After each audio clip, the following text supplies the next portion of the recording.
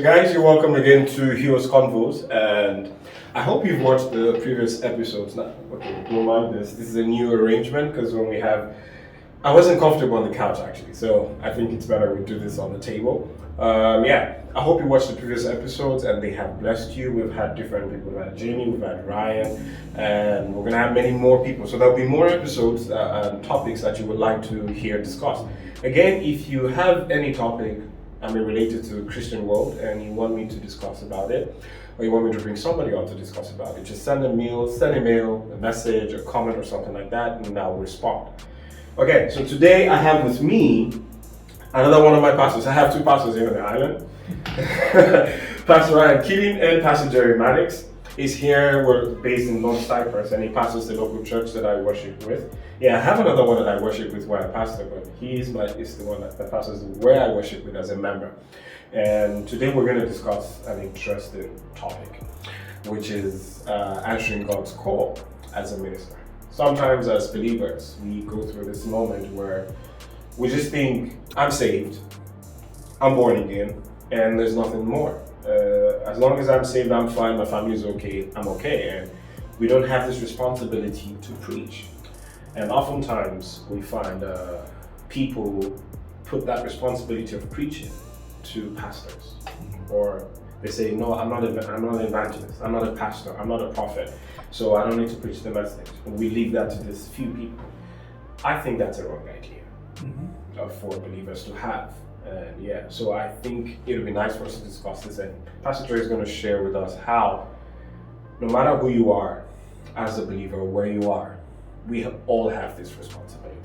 So Jerry. Yeah. Well, this what you've described is a rather modern phenomena, this idea of professionalizing Christianity. Yeah. Where it's certain professionals that have a particular career, who have been educated in a particular way, they're the ones who are not just equipped, but are entitled to be behind the pulpit, and they have this unique calling. And so this is something, obviously today in the modern world, this has become more standardized, but it's one of the ways in which I feel that Christianity has got off tracks. In fact, quite early on. When we talk about the church history, for example, one of the great successes of the church was during the first 3 centuries, when they managed to get the gospel out all over the world. I mean, it was really remarkable. You think of a bunch of fishermen, a bunch of nobodies gathered together in Jerusalem, and they get this call from the Lord Jesus, basically saying, "Go. What are you waiting for? Go. Testify to this truth." And they were a bit reluctant to do so, naturally. I mean, they didn't have great education or great, for that matter, they had no education, right? They didn't have any resources to draw from. And here the Lord Jesus is saying, go, do this and testify to the gospel all over the world. And ironically, the Lord later used Paul, who was then Saul, to kind of push them out, stir things up, cause some persecution, and kind of force the issue. And so the early disciples, they get out there and they start, preaching the gospel and sharing. And the gospel goes from the backwaters of the Roman Empire to the capital of the Roman Empire in about 30 to 35 years. Now that's remarkable.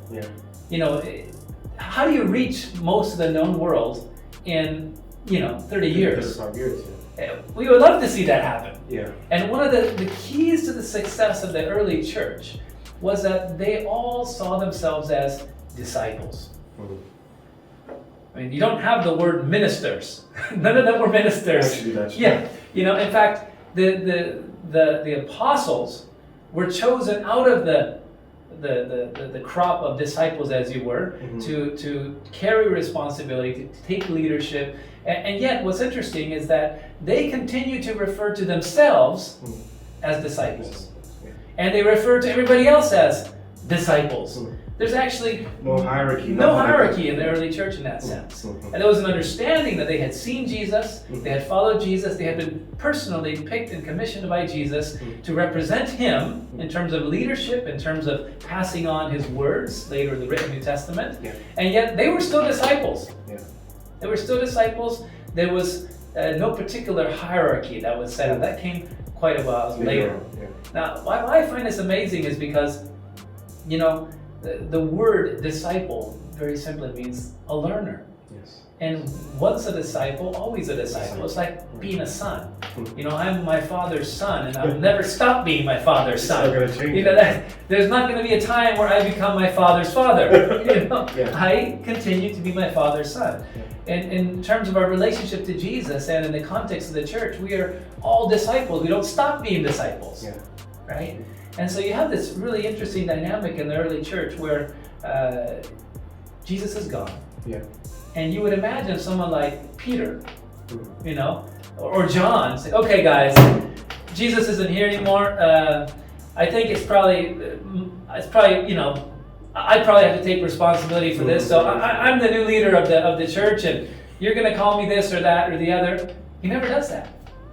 In fact, he doesn't dare to do that. None of them dare to try to fill the role of Jesus. They fill the role of Judas. Yeah, they did. Yeah, they realize that there's a place, there's a vacancy there, that they should be 12, and for one reason or another they decide to fill it. But none of them dares to stand up and say, okay, I'm the new Jesus, or I am the new leader of this movement. I am the head of this movement. You know, the history of Islam, for example. You know, when Muhammad left, there was a vacancy and a vacuum that needed to be filled by the new heads of Islam, the caliphs. Yeah. You don't have this in Christianity. No one dares to be the next caliph. And for the very simple reason, and this is powerful, Jesus is still alive. Yeah. They still very much saw him as their living, reigning, ruling head. Nothing had really changed. Yeah. Jesus had just changed addresses. Exactly. Right? He was still very much, in fact, he was more potently among them than before because he was within them by means of his spirit. They recognized Jesus in his spirit as being among them and within them, and so they continued to see themselves as disciples. And so they had a simple task: share and spread this gospel, testify to the truth that they had all seen. You know, Jesus had 12 apostles, but he had hundreds of disciples. Yeah. Hundreds of disciples, and they were going out all over the place sharing this great news. And so I find it's interesting, you trace kind of, you know, we think of the early church and we think of them as Christians. They didn't receive the name Christians until chapter 11. Yeah. And that was probably a derogatory term.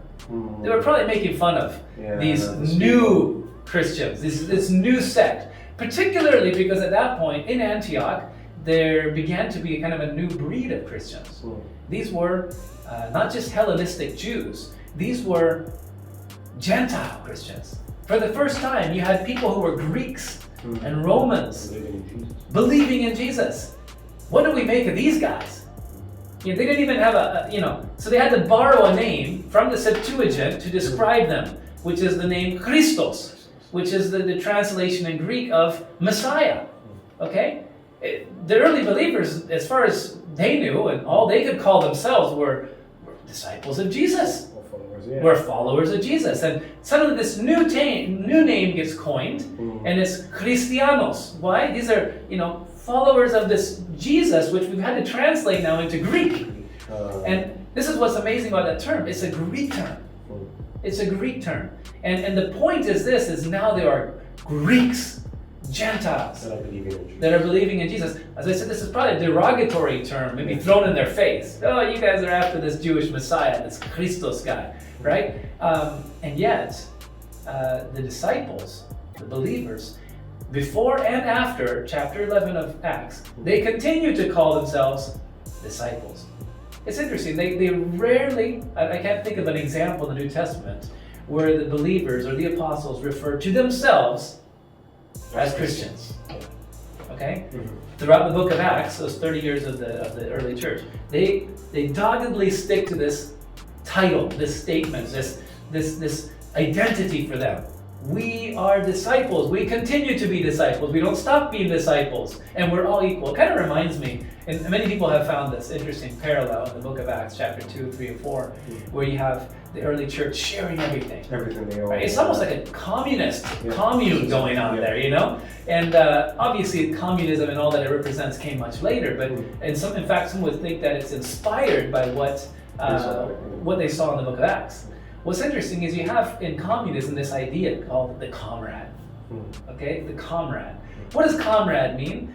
I was watching a movie just the other day in Bulgaria, a young fellow who is a wrestler, and he ends up being, because of his success, goes to see the president of Bulgaria. And so the president of Bulgaria rises up from his chair, and this young fellow has been marched into the presidential palace, and what does the president say, and what does he say to the president? He says, "Hi, comrade." What's going on? Is it earthquake? Not much you can do that. Are we safe in the building? Yeah. Yeah, it's a pretty mild earthquake. It's mild. Yeah, it's mild. Yeah, if doors were slamming back and forth, you'd be like, yeah, this is serious. So this It's video is about not 40 going to go seconds. Yeah, the building's fine. About 40 seconds that it takes. there. Was there an announcement or prediction? We're on a fault line. This is my first time actually experiencing Yes. this. And we got it on camera. There you go.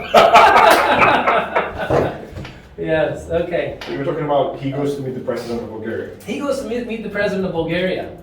And, the Bulgarian president stands up, and this young fellow named Naim stands up. And what does the president, what does it say, the young man say to the president? He says, "Hi, comrade."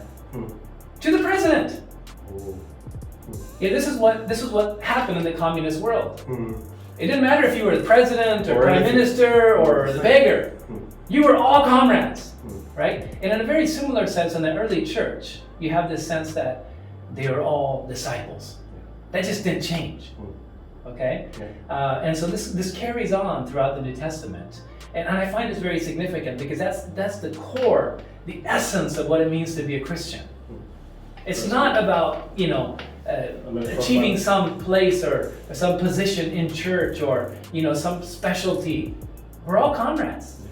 We're all disciples. We're all in this together. We're all walking the same road. We're all serving the same master. We're all continuing to learn from him. And this learning curve never stops. As long as he is Lord and we are his subjects, he continues to be Lord and we his disciples. Okay? I mean, that was a bit of a rabbit trail, but it's something that I've been thinking about, writing about a lot. But I find it's, fascinating to just remember this is where the success of the early church came from. Okay? Seeing themselves first. See themselves as disciples, and then out of that identity, all together walking out and seeing themselves as each responsible to preach that gospel. There wasn't, I'm not supposed to preach. That's what the guy over there, he's the evangelist. Oh no, I can't teach, or I can't do this job or that job because he has that job. No. We're all equally responsible to do everything, right? And so there was this idea that the early church, and this is why it blossomed and it grew and it in a beautiful way just exploded. Why? Because they all saw themselves fully and personally responsible, right? And so everyone saw themselves as the missionary. Everyone saw themselves as the evangelist. Everybody saw themselves as the preacher, and they did everything in their power to participate in this great gospel mission. And this is why it was so successful. It was much later on that we began to have the classes and began to have the distinctions. The hierarchies and everything. And the hierarchies that came in. And it's pretty soon, in the New Testament, you have very simple order to church. You have the bishops and you have the deacons. Bishops comes from the word episkopos, which very simply means overseers. It's the person in charge before God to look after the church, to look after the flock. That's what they're called, pastors elsewhere, which is an ironic term. I mean, I find it humorous. In Turkey, when I've had a couple people, different occasions, I don't particularly like the word pastor, just because it's a title, in that sense. And somebody has introduced me to somebody else, and this is my pastor, and I've seen other Turks go, what, pastor? What's pastor? They know about pasteurized milk, but they don't know about pastor, And so the other person is gonna go, what? So what is pastor? And then I'm like, yeah, it means shepherd. And then of course we all have a big laugh, because when you really translate it back from the French, it just means a shepherd, And in a similar way, we use the word minister. And minister, that's a pretty weighty term. And yet it really traces its roots back to the word diakonos in the New Testament. Okay? So you have on the top tier, if you will, the oversight was handled by what we call bishops, which is a pretty high name, which are just shepherds. Okay. You know, just shepherds. And then you had the second tier, not any better. These guys were just deacons, and deacons very simply means someone who is a servant. Diakonos is a servant. And yet we've taken this word diakonos all the way to the top, now he's a minister, is at the top of your government. Minister simply means a servant. You know, who are we kidding?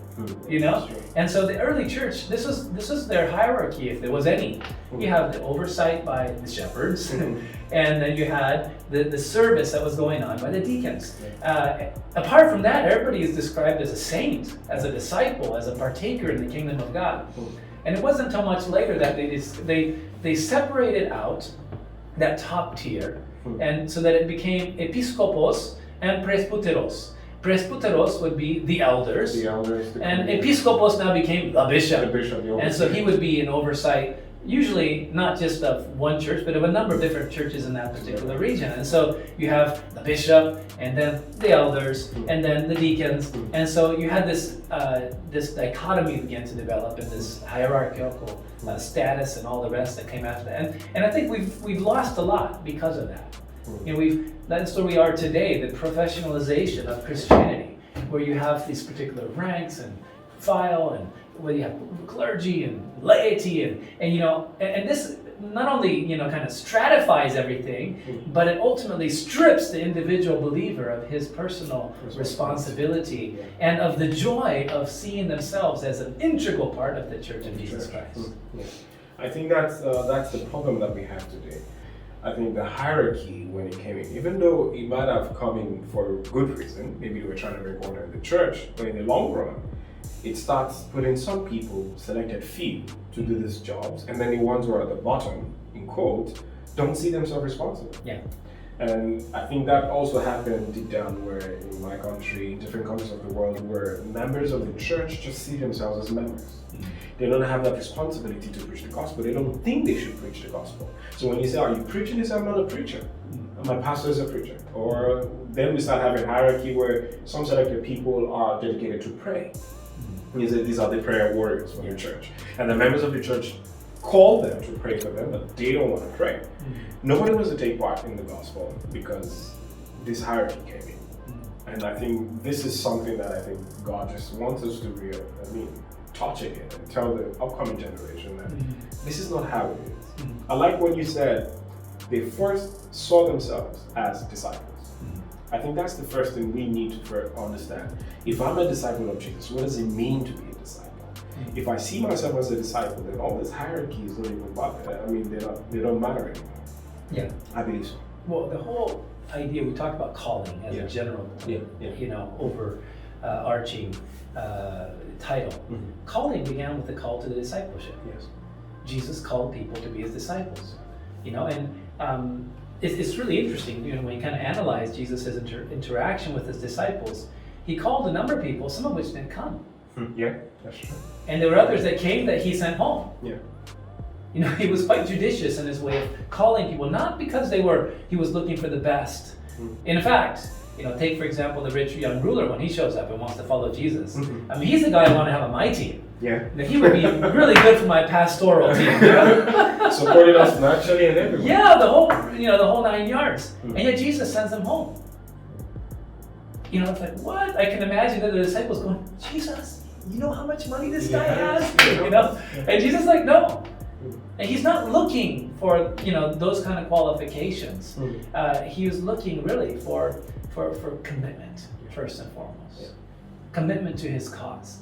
And so he's calling these individuals, the most unlikely individuals, right? Like Peter, John, and other guys like, you know, Levi, Matthew was a tax collector. That's the last guy you want to have on your team. That's just no good, you know? Or one of the guys is a zealot. A zealot meaning he had been, you know, involved in guerrilla attacks, you know, revolutionary activity against the Romans. And you don't want to get caught with him at a checkpoint. You know what I'm saying? And yet Jesus is drafting these guys to be on his team, right? And so the call was very simple. Come follow me.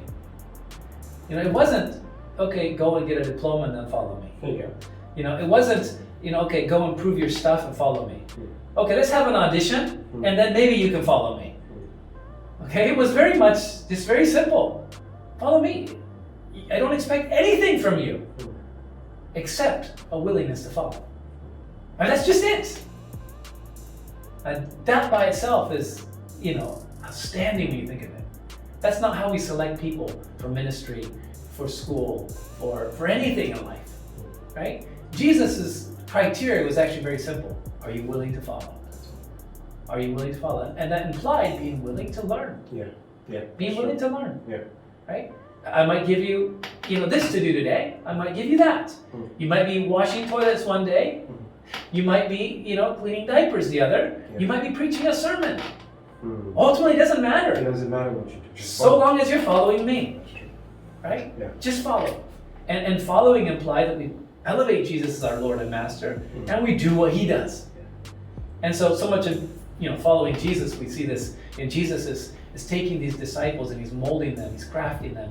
There's days when he's rebuking them. Yeah. Get behind me, Satan. Yeah. There's days that he's saying, come on, guys, get your act together. Where's your faith?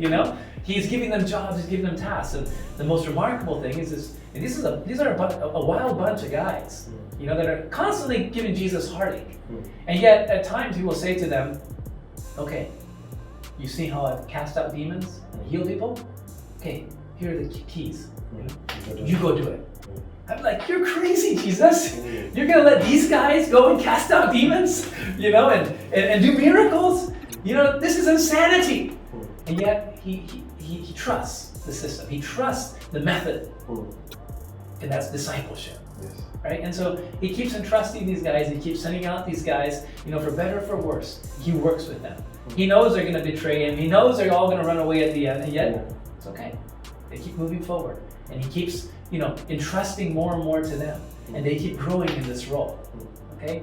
And this is discipleship. And this is the beauty of what it is. And of course, the greatest, picture of all this is when they come to the final meal. Here they all are, squabbling about who's going to sit where and who's going to be the greatest. And I don't want to wash people's feet. Somebody had to volunteer. Yeah, to do those. And here comes Jesus. And he's washing their grimy feet, and they're just shocked out of their minds. And he says, this is discipleship. You choose to do the job that nobody wants to do. Okay? That's where it starts. That's the calling. He brings them back to ground zero. This is what I've been teaching you all along. You see?